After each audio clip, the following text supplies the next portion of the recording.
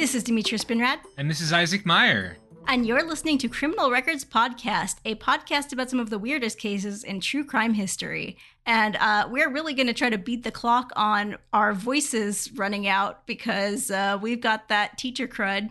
You brought some teacher crud home. Yeah, this is going to be me trying to speed run my voice running out after teaching 3 classes and still maintaining it, because after this I have to do an info session for an international trip for the school. And so, yeah, you're catching me in a real kind of punchy mood, which is great because it really fits what we're going for today. Oh, fantastic. So I love the girl boss Jesus Christ channeling gang from last episode, but it didn't seem like many of them were left alive after some pretty brutal torture. So how could this possibly be a two-parter? Well, here's what we're going to do. So I made some strategic omissions last time around in the attempt to set up the dramatic reveal that, of course, our subjects last time, we thought they were just regular old medium fraudster types, but they're also secret illegal Christians. And so now we're going to take a step back in time. We're going to hit the rewind button, and we're going to look at the other side of what's happening here, which is all of the interesting stuff going on with their arguably Christian shtick. This is really interesting. We're going to have a great time with it. So, last time, as Demetria said, we left off with the reveal that this diviner, Sano, who has been conning people in the Osaka area, is, gasp, a secret Christian. Probably want to start really quickly. Of course, you know, Demetria, because you live with me and I never shut up, why Christianity was illegal in Japan. But most people don't have the misfortune of having to hear me talk about this constantly, so we should probably talk about that real quick. Yes, tell me in an area that I would say has a history of being fairly religiously permissive, Christianity specifically ends up getting singled out. Absolutely, and which is kind of odd because, as Demetria just noted, Japan does have a history of being pretty religiously open to the point of having, at this point, effectively 2 state religions, which, you know, is maybe you can quibble a bit whether Shinto counts as a religion at this point, but there's a degree of openness to incorporating foreign religious ideas.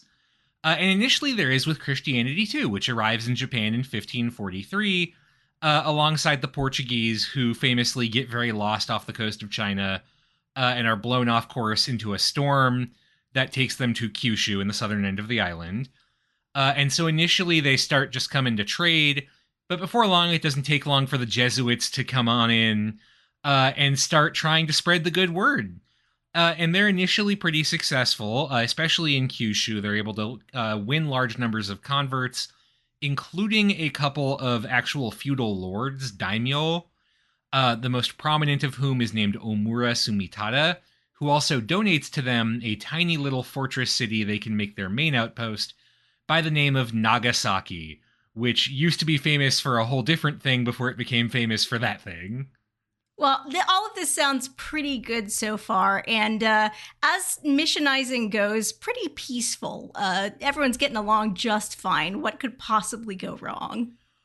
Well, a couple things.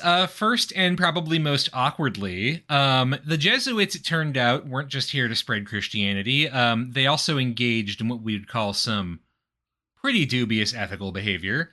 For example, basically just telling feudal lords, we will give you guns if you convert to Christianity. Wait, no one told me that I could get a free gun for converting. Sign me up. Well, I think you only get them if there are some heathens nearby the church wants you to shoot. Somewhat more awkwardly, also, the Jesuits were actually heavily involved in the Japanese slave trade, because slavery was still legal in Japan at this point. And the Jesuit port in Nagasaki played a big role in shipping Japanese slaves to the wider Portuguese Empire, to the point where there's actually fascinating records of, like, 2 formerly enslaved Japanese people getting married in Lisbon in, I think, the 1580s after being emancipated. Oh boy, I can imagine that Japan doesn't really love the idea of, well, slavery's still legal, but the idea of its own slaves going that far afield. Absolutely. And that's the reason that slavery is actually outlawed in Japan, is specifically several warlords who are concerned about basically the way this reflects poorly on Japan to have like Japanese people enslaved overseas. Not that they're opposed to slavery, they just don't want to look bad. There's also the Jesuits, especially the more militant ones, have a history of fomenting attacks on demonic religion, especially Buddhism, which they really hate for some reason. So, for example, that guy Omurasu Mitada, who donated them Nagasaki, also nearly got overthrown in a civil war because he was pressured to destroy his adoptive father's like votive commemorative tablet. And that did not go over well with some of his father's more ardent followers. So I'm going to take a wild swing here. As someone who has been shown a lot of Buddhist art with Isaac as my tour guide, it definitely seems like if you are coming from that Christian Catholic background and you show up at a Buddhist temple, you're going to see things that look a whole lot like what you've been told demons look like. Yeah, I mean that probably didn't help. I think quite a few priests were just like, well, that looks a lot like Satan, that guy with horns and red skin. Also, I mean, it's worth noting that like the news is getting around the world at this point. There is a trade connection between Japan, especially by the 1590s, and Mexico. And so there is awareness of what's happening in the Americas, and especially the role the church has played in furthering the goals of the Spanish and Portuguese Empire. And thus concern that Christians represent essentially a fifth column that could turn against the Japanese leadership in favor of like a Christian invasion. Okay, you know what? In fairness, they are arming a lot of warlords during a period where, as I understand it, an armed warlord can do a lot of damage. Yeah, I mean, like, I can't say this is wrong. Like, it does kind of seem to be at least what a few of these priests want to happen. And then, of course, you can't forget that, like, Christianity does not promote regard for, like, the law or social safety, at least not above faith. Like, literally, Jesus was a criminal. And, you know, from the perspective of someone who's never heard of this religion, worshiping a criminal sounds like it's pretty detrimental to the social fabric of society.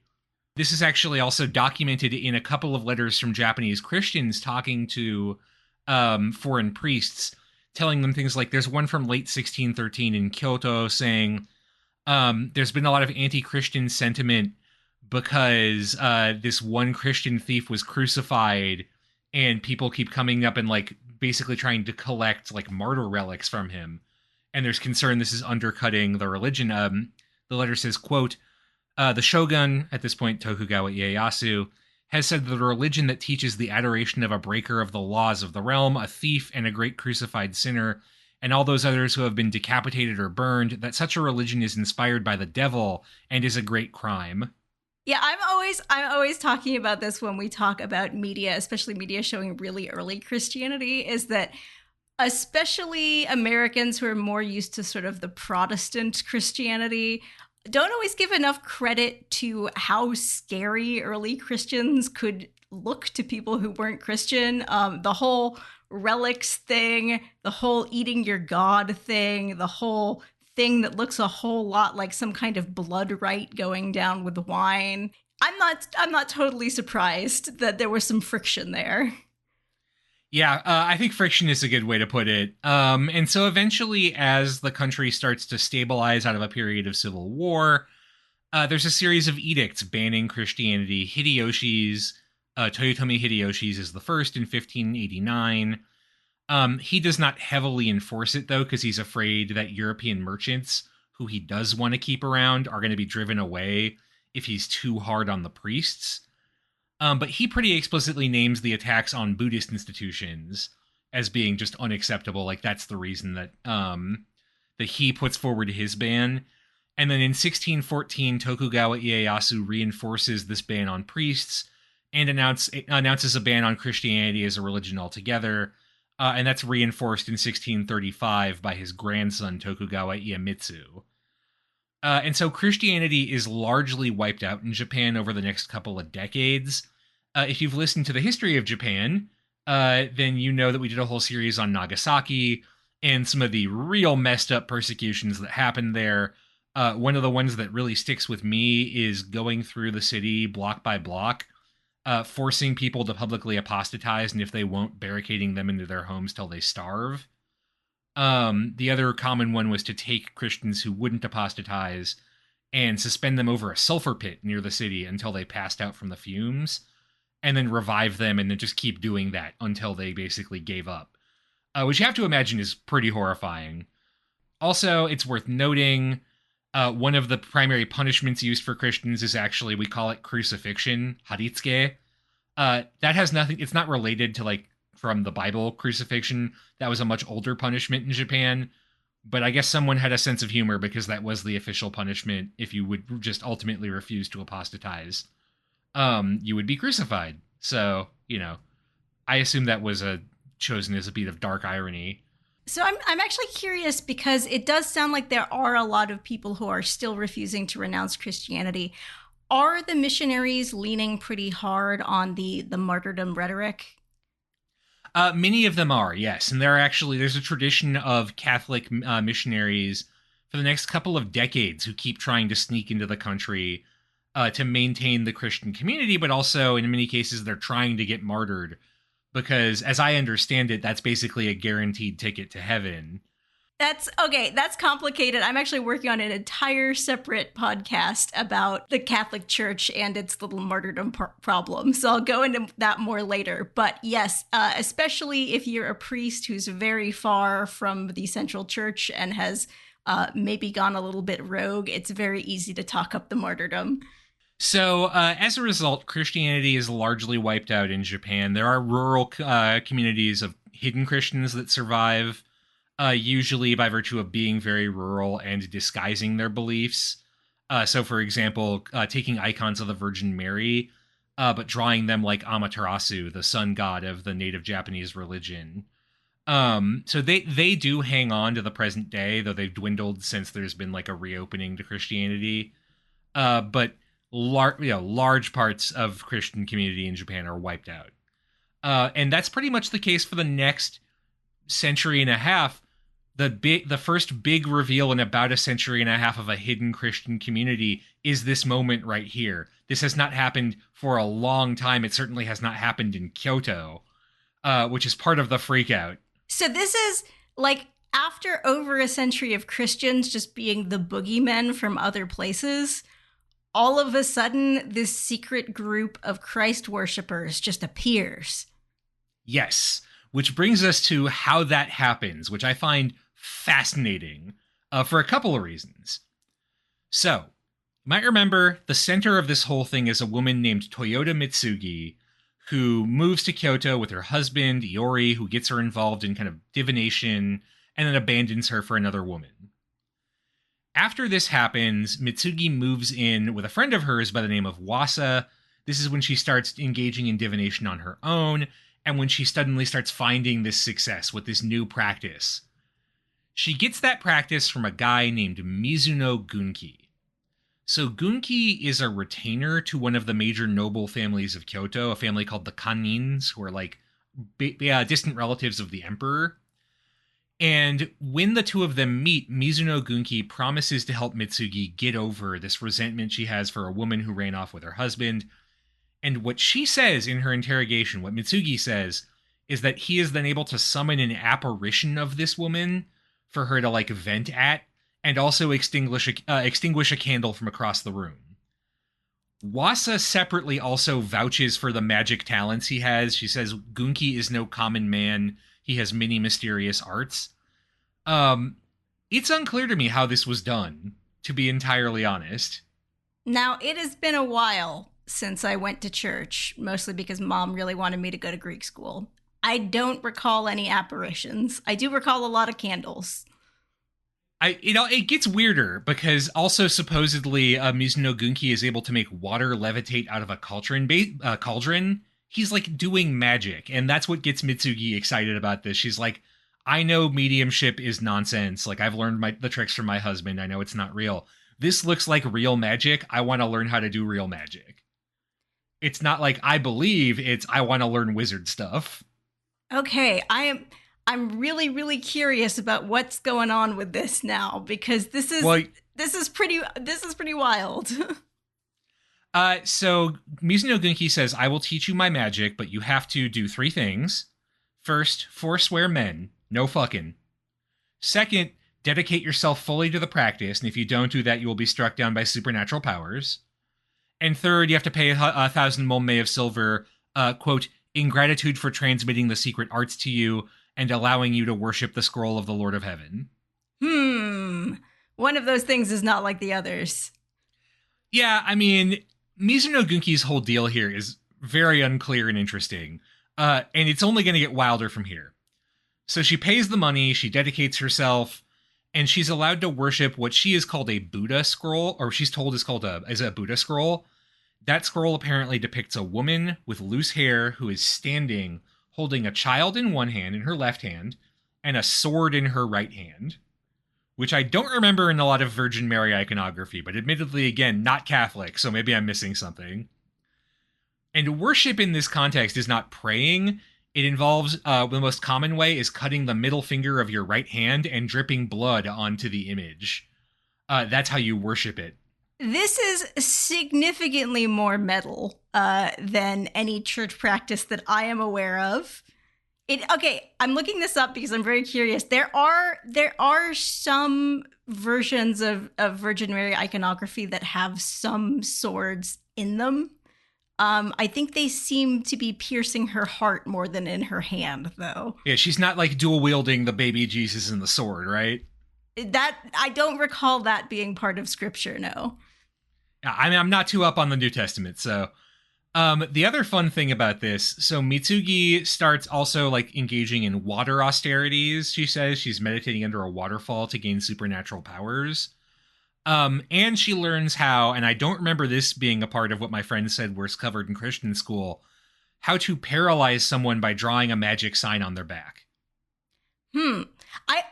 I went and looked up water austerities when I was doing the show notes for the last episode, and I think you kind of undersold how brutally punishing that is. We're not talking about a nice little shower. Those were people standing under a pretty full force waterfall. That is true. And so I also, by the way, she drew the symbol in the interrogation record. I am trying to get it to copy and go into, there we go. So there, you can see what it looks like. I sent it to you in Discord. Oh, it's a cute little kind of spiral thing. I'm not really sure how this is going to paralyze anyone, but I haven't tried it. I don't know. Maybe could work. Seems like a lot of work to paralyze somebody, though. It's kind of intricate. So for listeners, what you're doing is basically drawing a counterclockwise swirl with a little dot in the middle. And yeah, supposedly that will paralyze you if you have this magic power. Which maybe you don't, maybe you just haven't venerated an image of the Lord of Heaven recently enough. Okay, so I am starting to have some questions about some of these God-given powers. Seem like there might not be a particularly good use. Seems like some of these are a little more combat-oriented. Yeah, I think there's a few questions one could ask here. I do want to note one other absolutely hilarious thing before we move on, which is that she is told also, if someone asks what the name of your god is, don't tell them it's the Lord of Heaven. Either say it's Inari or claim that it's the deified form of Toyotomi Hideyoshi, whose name is Hokoku Daimyojin, because he's only worshipped, and this is what she's told, at one temple in the whole country, so nobody knows who he is. So if you just say, I worship Hokoku Daimyojin, people will be like, sure, whatever. It's cool. Yeah, fine. So again, she's using the fact that Japan is so religiously tolerant that someone could genuinely have a religious practice that no one has ever heard of before to hide the fact that she is actually practicing the one religion that she isn't supposed to be practicing. Yeah, pretty much. So Mitsuki also at this point starts taking disciples. One of the earliest ones is Kinu, who was already her follower when she was still an Inari medium, who is also the one who will train Sano, the one who ultimately gets caught. There's a few others too.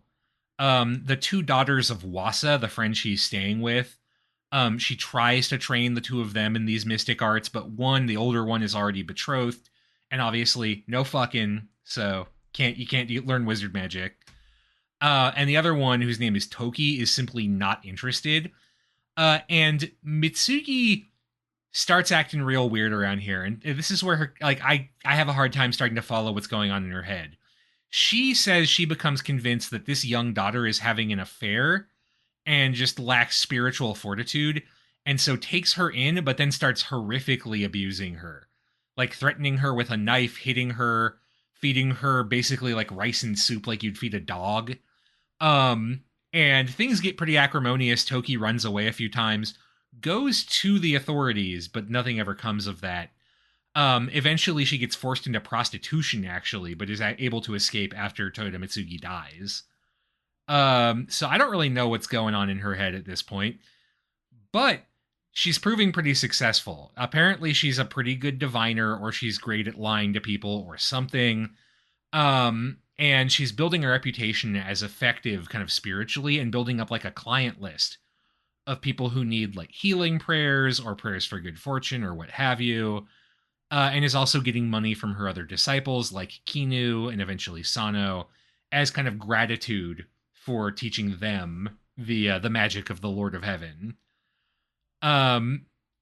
Also, she does make a point in her interrogation of noting that her husband comes climbing back to her at some point. And she kicks him out, and he dies penniless in Edo, apparently, and later in his life. So, hashtag sliving. I am so curious because she is taking disciples who seem to genuinely believe her. So how is she teaching them how to do these magic tricks? Do we have any record of how the tricks worked? What they say is that it's like she teaches them the same thing that she learned. It's unclear to me, like the paralyzing thing, how that's supposed to work, because they do like that comes up in a few of these cases. She actually, we're about to talk about one of them. The rest of it, I assume, is just cold reading, but I'm not like, it's a little unclear. Or, actual magic. A good cold reader could do some pretty impressive things, but not make water float. Not that I'm aware of, no. Yeah, I'm not quite sure how a lot of this is working. Admittedly, a lot of that early stuff is happening at night, so maybe there's some like weird trickery going on there with, lights or whatnot, but I can't think of how to do it. So yeah, no, maybe he really was a wizard. I don't know. What I do know is that actually this does almost blow up very early in Toyota Mitsugi's face. She gets arrested actually pretty early in her career, and is able to dodge police suspicion. She's actually, at this point, she has a list of nobles she's like a diviner for. And in 1821, one of them pays her to go to a shrine in Shikoku, Konpira Shrine, to pray on his behalf. Because she's a woman traveling alone, she needs a male companion. There's a lot of concern around women traveling alone because they can be a part of marriage politics that could involve alliances that could attack the shogunate. So generally, women need to have men with them to vouch for who they are.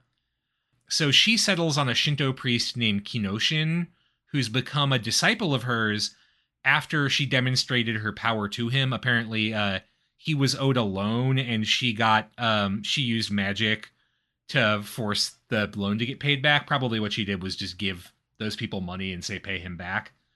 But it works.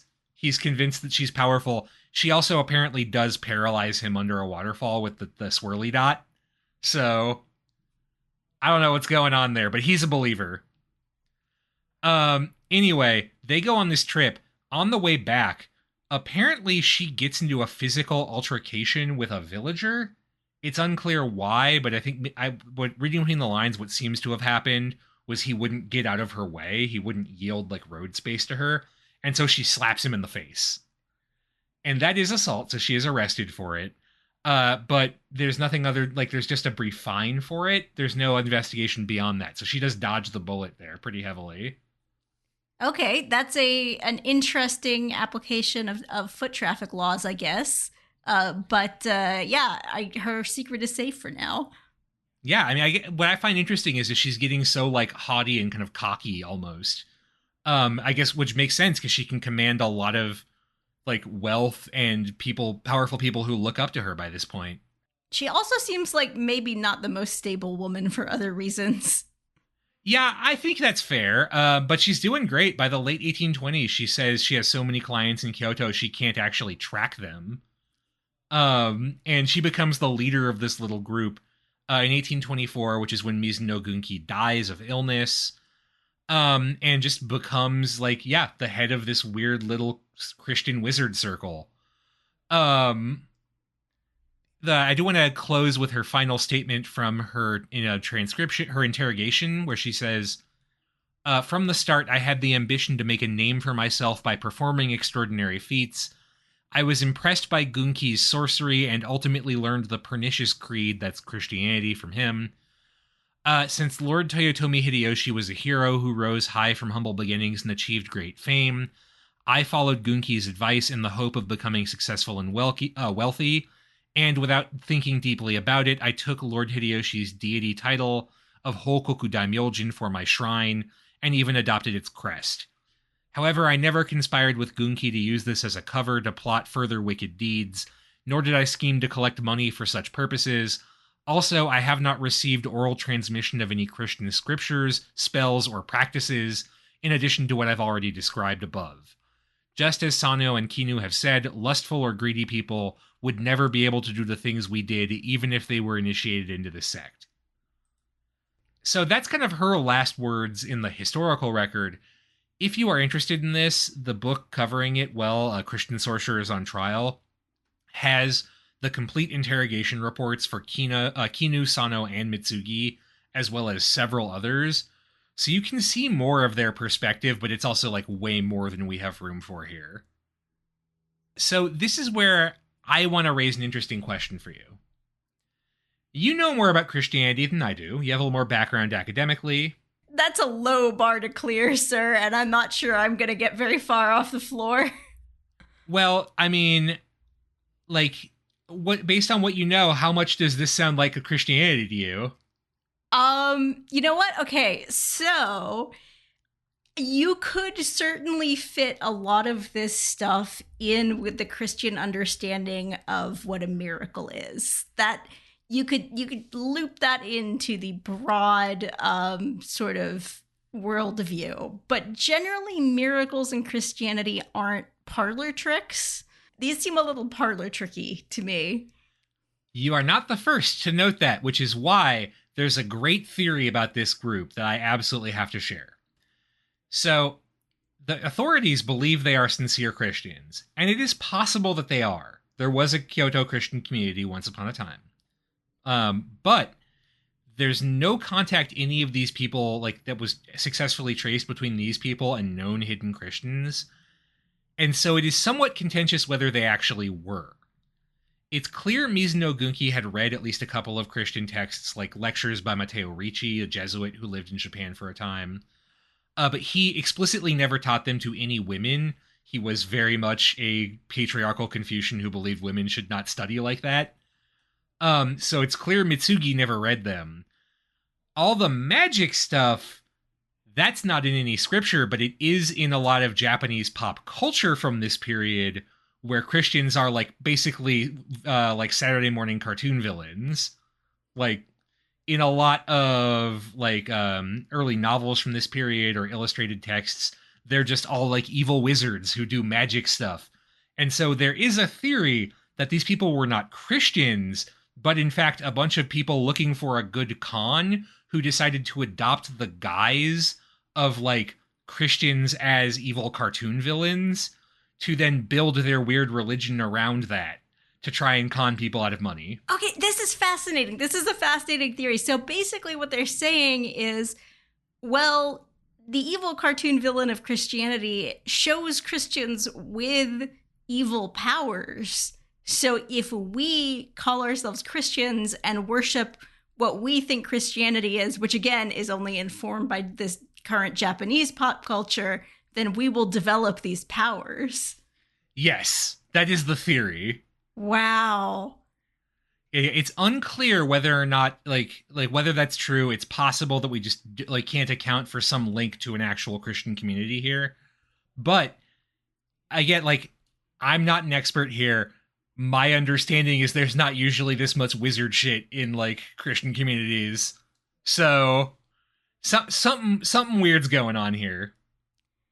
Wow. There is, I mean, it is true that Christianity does have a long tradition of miracles, and a long tradition of those miracles being associated with things that would probably freak the average Japanese person who had never encountered Christianity in the century before out. A lot of body parts, desiccated saint body parts, a lot of things that would probably seem pretty freaky. But how many paralyzing swirly dots? None that I'm aware of. There are a lot of swirly things in Christian iconography. They got really into labyrinths for a while there, but yeah, no powers of paralysis that I'm aware of. Could any of our Christian listeners try drawing a counterclockwise swirl and a dot on the back of one of their friends and see if it paralyzes them? And just report back. I'd really appreciate that. Yeah, can we get some data on this one? So before we move on to because of course, we've covered the case. At this point, of course, the authorities learn these people are Christians.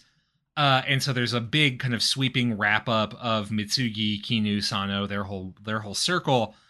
Before we get into the kind of prosecution side of it, I want to note one of the people who gets wrapped up in this, because I think it does a pretty good job of indicating how much like moral panic there is around Christianity. So that's Dr. Fujita Kenzo, who lives in Osaka, and who is like a indirectly, I guess, associated with Mizuno Gunki. He was friends with two male disciples that Gunki took before he died, and had borrowed a couple of books from them. And so when he ends up borrowing those books and then his name comes up during some of these interrogations, his home is searched. He says he has a bunch of Western books because he's just curious about Western medicine and wants to learn more about how it works and how that kind of fits into the wider Western worldview. But when his home gets searched, one of the things that gets him lumped in as a Christian includes things like a translation of Euclid that had been done by Matteo Ricci, by a Jesuit, as well as texts that, like a Western travel account that's translated from like a Jesuit writing. A scholar of Western learning named Mayono Ryotako, whose work is banned because he says that Western science is better than Chinese science. These are the kind of things that actually gets him basically brought into suspicion by the government. None of it's actually Christian material, from what I can tell. So they're having a satanic panic where the panic is, do you believe in Satan? Yes, pretty much. Yeah, it's really interesting, the level of kind of moral panic that's kind of associated with, oh shit, like we found people from the evil religion that have somehow escaped detection for a century and a half. Like how intense, I guess, the snapback is against that is indicative of how much concern there is about what this could represent. So I'm curious because you have talked to me quite a bit about the Japanese understanding of what Judaism is, and the belief at some times in Japan that there really was a group of very powerful Jewish people who one could open diplomatic relations with. What's going on here that the panic about secret Christians is? It really sounds to me a lot like what in other cultures is anti-Semitism. I mean, I think it is like the notion of like a conspiratorial enemy is not unique to any civilization, right? And, for most of European history, like that has been a role ascribed to Jews, but it's not like that same framework can't be applied in other ways. And certainly, I mean, the role of Christians in the Tokugawa worldview is that they are kind of fundamentally opposed to anything good about the existing social order and just like kind of fundamentally untrustworthy on a very basic level. And so in that sense, there's a somewhat similar role being played here, but very explicitly, Christianity is considered by the leadership to be a direct threat to their power. The idea being that anyone who is a Christian is kind of definitionally opposed, especially at this point where it's been illegal for 2 centuries. Like, if you are choosing to follow this religion, you are choosing deliberately to fly in the face of everything that, like, the state says you should do. Okay, so it's more of a top-down conspiracy theory than a bottom-up. I would say by this point it's pretty widespread that Christianity is bad, but that's driven by top-down prohibition. By this point, I would say that most people in Japan have spent their whole lives seeing the prohibitions in effect, and believe the bad stuff that is being said about Christians. So, of course, that raises the question: what is to be done with these people, right? Their interrogations are completed by the 9th lunar month of 1827, and now, what do we do with them? Initially, the Eastern Magistrate of Osaka, whose name is Takai Sanemori, lays out a suggestion for punishment. Then that gets passed up to the Castellan of Osaka Castle. That's normally how it would work. Because this is such an extraordinary case, his recommendations actually are sent all the way to Edo, to what's now Tokyo, the shogun's capital, where his advisors in something called the Hyojosho are supposed to decide ultimately should these punishments be implemented. That's because of the severity of Christians specifically having escape detection. Trying to decide what to do about that is kind of considered like a state policy issue. It can't just be local. This has to go all the way to the top to make sure we're handling it right. So the initial recommendation from this local magistrate is that the 3 women, Mitsugi, Kino, and Sano, all be publicly crucified because they have supported the forbidden religion. Anyone else who had access to Christian material, even if they say they are not Christian, like this doctor, Fujita Kenzo, is to be executed too. And then anyone who was merely like a patsy, who didn't know about the Christian side of it, but just the scam bit, is to be exiled from where they live and sent off to like a penal colony. So this poor doctor is getting executed for reading some math in translation? Yes. Oh, man. But math translated by a Christian. It's Christian math. But ultimately, it takes a while, and I mean a while, for the Hyojosho to decide whether or not they accept this. They get their dossier of the cases at the end of 1827, and they don't do anything with it for almost 10 lunar months. It's the 22nd day of the 10th lunar month of 1828 when they finally make a decision. And that decision is just to engage in further study of the case. It is very unclear why they take this long, the shogun's advisors, to decide what should be done with these people. Maybe there's missing correspondence or some back and forth in the historical record. But, something is going on here, right? There's some concern about how to handle this. And possibly it's concern about the sentences, because ultimately what they do by the 5th lunar month of 1829, so it's been almost a year and a half at this point, is they write back to Osaka and they say, are you sure these guys are Christians? Oh, interesting. So, I'm seeing how there would be some political issues here, because if you start publicly executing Christians, that's not going to make your traders who are coming into your port, bringing in all these foreign goods, that's not going to make them terribly excited to trade with you. But if you can declare they're not Christians and then execute them for doing crimes other than being Christians, then you could probably avoid the whole problem. That is one concern, but there's even a more fundamental one. There's actually no legal definition of what a Christian is, so it's hard to say whether they broke the law. Wait, Christianity's been outlawed for over 100 years, and they just kind of forgot to legally define what a Christian is? That is correct. Those edicts just say that Christianity is a prohibited religion, but they don't specify what it is. And the official compendium of law from this period, which was compiled a century later, it's called the Kujikato Sadamegaki, comes from such a late point that it was believed Christianity had been wiped out by that point. So there was no attempt to define it because there was no point. Oh boy. All right. So normally they make decisions based off precedent in these cases.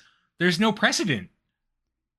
Oh man. Okay, this is, now that I am trying to sort of mentally define Christianity for myself, I'm not sure whether or not this group of worshipers, they claim to be Christian, but are they legally Christian? Yes, and I mean, They can't interrogate Mizuno Gunki, who's the guy who starts this all off by teaching Mitsuki. He's dead. So we can't be sure, is he really a Christian, or did he just make up some vaguely Christian-sounding stuff to scam people by convincing them that I'm a Saturday morning cartoon wizard? So all of these people who are claiming to be Christians may also be scam victims of the original guy who just decided that Christianity seemed like a nice brand to put on your parlor trick dark arts. Yes. That is quite literally what they think might have happened. There's also one further tricky thing, and I love this. There's a lot of worry specifically around Sano, who is the kind of final link in the chain to, like, she's the one who gets caught for scamming people. Last episode, I mentioned she went to Nagasaki, right? And she did that because she wanted to see what's called a fumie, an image of, like, a Christian iconography, usually Mary and Jesus, that people are made to step on to prove they're not Christian. If she wants to see it, that's a huge problem. Because the whole notion of the fumie is that it is a, like, infallible Christian detector, essentially. That no Christian would ever want to, like, they would never willingly choose to step on it, so you can use it as a way to prove people are not Christians. If she is a Christian and she wanted to go see one, which would involve also having to step on it, then the fumie doesn't work, and you have no way to actually prove that people aren't Christians. Your Christian detector is broken. Oh, man. Oh, boy. Okay, so this kind of casts some doubt on the whole notion of how the state has been keeping people safe from all these hidden Christians. Oh, this is getting really complicated. And now that I think about it, this is also a time period where if they're claiming to be Christian and they are claiming to be Catholics, but then they have no actual connection to any of the structure of the Catholic Church, how could they be Catholic? Because that is not a Absolutely. decentralized branch of Christianity. Yeah, they don't have priests at this point. And this is a very current issue. There have been a case as recently as 1805 where a village was suspected of being, like, all hidden Christians, and they were cleared because they did the fumie. And so instead they were found to just believe in a deviant version of Buddhism, which was not great, but okay. But only because they did the fumie. If the fumie doesn't work, it's chaos. All those cases have to be reopened. Oh my God. Okay, this is some absolute legal. Oh my God, what is going to happen? What is the government going to do with this dilemma? So ultimately what ends up happening is probably the most basic possible response, spearheaded by a guy named Mizuno Tadaakira, who is largely forgettable in Japanese history. He's really only remembered because his son is heavily involved in some late politics in this period. But he basically says, like, this attempt to review whether or not these people are actually Christian is unorthodox. We don't do that kind of thing. Because, you know, if we do that, it means questioning the decisions made by other samurai. It breaks the unified front of our social class. And so we're just going to edit this report and remove anything that doesn't fit the standard notions of what a Christian is, and then just approve it and say the punishments go ahead. So his logic for getting out of this legal dilemma is that precedent doesn't exist anymore. Don't worry about it. Yeah, like don't sweat it. Anything that doesn't fit, we're just going to ignore it. In the time-honored tradition, it's just not, you know, if it's problematic for the argument, we're just going to pretend it's not there. Well, that is one way to cut that legal Gordian knot. I would say I have some questions about the kind of justice system that allows that kind of legal wrangling. Well, he does one other thing, too. He says it's a little unfair that two male Christians who are involved in this group, who were Christians but didn't defraud anyone, be punished the same way. So they're not going to be crucified. We'll just decapitate them. Oh, so poor math guy gets decapitated? Yes. But he's not crucified. That's nice. Good for him. And actually, also, I believe, he's died in prison by this point because it's been a year and a half. So. Okay, yeah, I was kind of wondering because this is not a period where most people would be kept in prison for that long. I would imagine the conditions are not great. By this point, 4 of them have died in Christian. Sano, Kinu have both died in prison. So has one of the male Christians, Fuji Umon, and Kenzo the doctor. Have all died in prison at this point. Their corpses are kept around. They're packed in salt so that they can still be desecrated as a warning to others. So they're still technically executed, I guess. But it's only Toyota Mitsugi and one of the male Christians named Heizo who are taken to the Tobita execution ground. If you know Osaka today, that's pretty close to Imaike Station. Mitsugi is crucified, Heizo's decapitated, and as is tradition at this point, their heads are displayed publicly with a placard announcing their crime and denouncing them for violating the law of the land. There's a few other punishments handed down. For example, a fun fact, everyone at this point in Japan is required to be a parishioner of a Buddhist temple. That's both for census purposes and so the temples can detect any unorthodox belief. That obviously didn't work here, and so those temples are all punished. For example, Mitsugi is affiliated with a True Pure Land Buddhist temple in Osaka, and so the head monk there is actually demoted. He's kicked out of being the abbot because he has failed to detect heterodox belief among his followers. These are some pretty heterodox beliefs, to be fair. Yeah, I mean, it's real wild. And of course, generally, there's a lot of concern in the immediate aftermath of all of this about like rising fear of the Christian tide, particularly because by this point, it's the 1830s. And it's the start, really, of the incursion of Western imperialism into Japanese waters, pushes by the French, the Russians, later by the United States, to forcibly open Japan to Western commerce. And that coming from abroad, at the same time as you have this kind of sect of hidden Christians being uncovered, well, obviously it's an evil conspiracy that the Christians are coming to destroy us all. Fascinating. I'm so curious because it's not that much longer until the country opens up and Japan's going to do a pretty big U-turn in at least its public facing image of how it treats visiting Christians. So how do they kind of square that circle PR wise? I mean, it takes a while. One of the things that changes after this point is there is a change to the Kujikato Sadamegaki, the Compendium of National Law, explicitly defining and banning Christianity. I couldn't find a copy, so I couldn't find the translation, sorry. But it is officially outlawed. That will remain on the books until 1873, so for 5 years after the end of feudalism in Japan. And there's actually potentially a future episode I might do in relation to it. So it will stay on the books. It's actually like one of the things that the new modernizing government is most hesitant to change. Like they're willing to, sure, we'll get rid of like the feudal system, we'll get rid of the warrior class. There's a lot of debate around getting rid of Christianity because of how negative, or getting rid of the anti-Christian prohibitions because of how negative its reputation is at this point. And it's really only like the argument that if we don't do this, European powers will never treat us as an equal that carries the day. I also have one more fun story.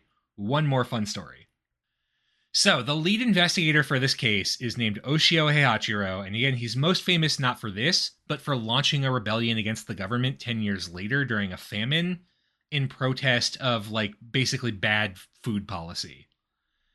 And that's a really famous moment. So after he does that and dies in his rebellion, there's a bunch of work kind of describing his life. There's a big kind of public interest in him that leads to a bunch of publications about his life, including the Hidden Christian Incident. So I found a partial translation from Christian Sorcerers on Trial of one of them. That book is called Ukiyo no Arisama, or State of the Floating World. And was published by an unknown author who's just recounting what they've heard of life in Osaka. And he has a whole description of the whole Mitsugi thing. It's wild, but I want to include his account of when she is executed. Quote, in spite of the fact that she'd spent 3 years in the jailhouse when many of her fellows had died, she didn't appear in the least malnourished. Her complexion was glowing white and her body plump. Her eyes were sharp, her nose straight, and even though she was 56 years old, she looked as though she had not even reached 50. She was triumphant, and here and there she shouted, I'm the old lady who is the general of the Christians. Take a good look at my face. When she arrived at the execution grounds and was pulled off the horse, she nodded to each of the officials and said something to them with a broad smile on her face. The pariahs, like executioners who are from the lowest social class, burakumin is the term in Japanese, tell her to stop chattering and say the Nembutsu, a prayer to the Amida Buddha. But she replied, "The Nenbutsu is not for Christians. I'm returning to the plane of high heaven." She was still laughing when she was tied to the post. In the beginning, she kept both hands closed, but when she was pierced by the first spear, she laughed and opened one hand. Fascinating. So I think the person who is telling the story does not even realize that the whole thing about God keeping a really devout Christian woman, sort of keeping her body nourished during periods of starvation, I don't think even realizes what a like pervasive Christian trope that is. Yeah, I mean, I guess, it's just, it seems like a cool wizard magic thing, but it does end up imitating some actual theology. Mm-hmm. The other thing I want to note that from this text is that it also contains the rumor, and this is fun, that Oshio Heihachiyo rebelled because he was hexed by Christians. That it was one more piece of Christian wizard magic. Look, if any religion is going to get you angry about how much bread there is or is not, it's going to be Christianity. And I mean, this becomes like a long-lasting rumor. The last time it appeared in publication that I could find was 1882. So after the end of feudalism, when like the first kind of modern book, a biography of Oshio Heihachiyo about him, contains the totally made up story, from what I can tell, that he would like secretly infiltrated this Christian group, got the deets about them, and then when he like takes them down from the inside, when he does like a sting on them, that Mitsugi curses him and says, just watch, my grudge will cling to you, Oshiro, and soon I'll make sure that you two end up on a cross just like me. After this, strange things began to happen in Oshio's house. On rainy nights, the lamenting voice of an old woman was heard on the roof. At times, a ball of fire would roll into the house. At night, the women in his household sometimes saw the figure of an old woman. All these strange goings-on made people very afraid, but the stout Oshio was unaffected. Then the magistrate of the city suddenly fell ill. Mitsugi's wrathful spirit troubled him every night, and he soon retired from the post of magistrate. People said all of this was owing to the grudge of that old woman. Wow, you are not kidding about this cartoon villainy that people think Christians can do.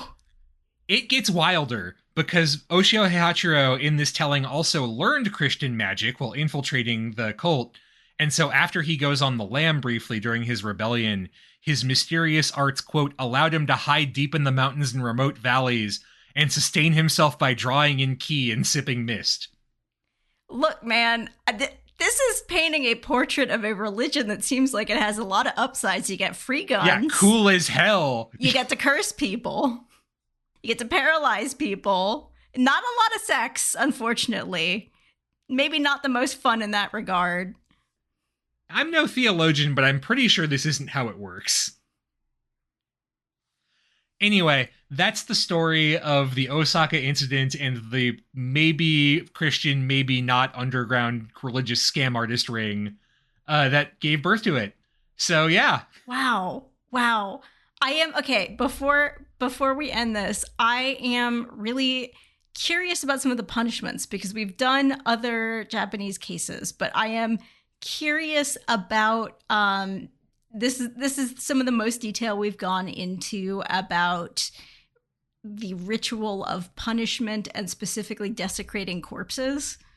Is that something that was just for Christians, or was the whole keeping the corpse on salt so you can ritualistically desecrate them later, was that a frequent thing to do?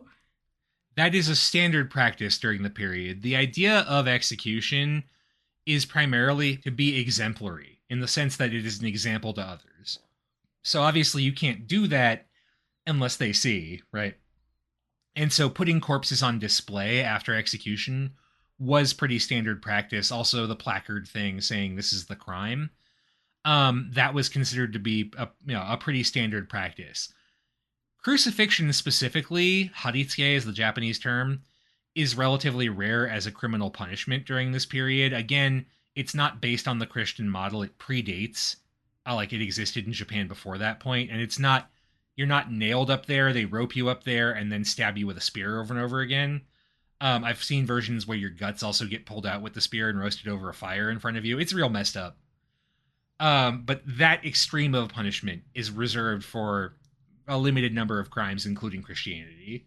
Yeah, I'm so curious because, like we talked about earlier in the episode, because especially for priests who've wandered a little bit too far away from their superiors back at home base, martyrdom can start seeming pretty appealing. And this is a method of killing Christians that is actually going to, with the salting the bodies, is going to make the body behave like it's incorruptible in some ways. So I'm really curious if there's been any discussion of whether they accidentally created some saintly miracles with this this execution method.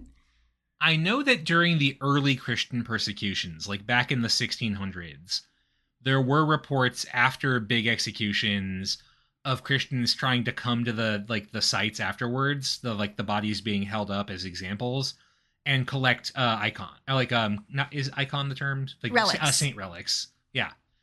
Like that is documented. That did happen.